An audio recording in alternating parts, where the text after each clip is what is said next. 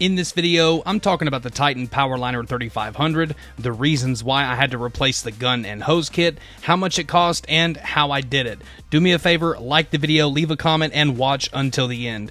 But if you're interested in learning more about striping, how to get customers, and specifically how to perform routine maintenance on these machines, and troubleshooting, and much more, be sure to check out the How to Stripe course. It will be the first link in the pinned comment section and the description. Alright, let's go. What's going on, guys? In this video, I'm going to talk about my Titan 3500. This is the machine that we started with. It is a very, very beneficial machine to have. This machine can crank out latex paint all day long.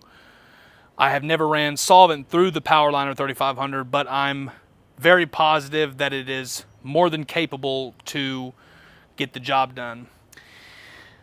But what we're going to talk about in this video is this gun set.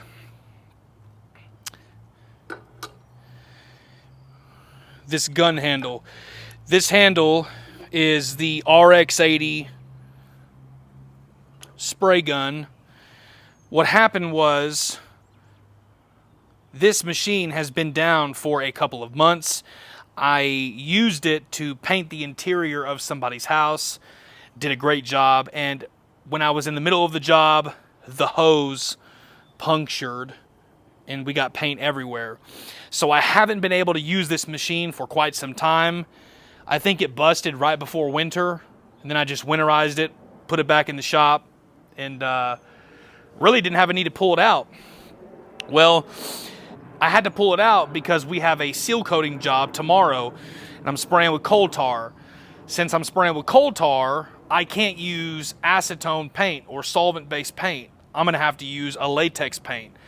So I knew that I was going to have to get the Titan fixed because this machine is set up to run latex paint. And as I said in the beginning of the video, this machine is a beast. It can spray latex paint all day long. The paint that we're actually going to be spraying on top of the coal tar is Gorilla. It's going to be the first time that I've ever sprayed Gorilla waterborne. I'm super excited about it because Hotline clumps up. It's not a good paint. It causes a machine malfunction almost every time I use it in my Graco 3400. We quit spraying it. We switched to solvent-borne on the Graco, and we haven't sprayed waterborne since. But since I'm spraying coal tar sealer on that parking lot, I'm going to have to use a latex paint. Now, with that being said, let's talk about the hose. This gun and hose kit I got from Sherwin-Williams for about $200, $175 plus tax. Came with a 517 spray tip. The RX-80. These RX-80s do have a filter in the gun handle. The Graco 34 and 3900s, and I'm sure the 59s do not have filters inside of their gun handle, but the Titan does. So this Titan right here has a filter inside of the gun handle in the RX-80. If you do get a Titan Powerliner 3500 and you are running into fan patterns that are... if you're running into fan patterns that are not consistent and your filters are clean, most likely it's because you need to clean out this filter in here. So with that being said, since it cost about $200, I had to switch out the hose. I used, I believe, an 11/16. Pulled that off, no big deal. And then attached this, and it went on pretty easy. Really, I need to do an oil change before we get it back up and running. We're going to spray this machine on Monday. Now, here is our 3900. Very awesome machine. Got this machine from Centerline. They gave me an amazing deal that I could not refuse. They only charged me, I think, $8,000 for this 3900. It was an amazing deal. So good that I could not turn it down. Of course, this will be our solvent-borne machine as well. because personally I don't like latex. So here's the 3400.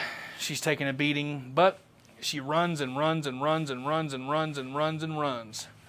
So those are our machines right there. But I'm going to use my 3500 as a latex machine only. And because you can spray waterborne paint through this thing all day long. It does get clogged up if you don't screen it often.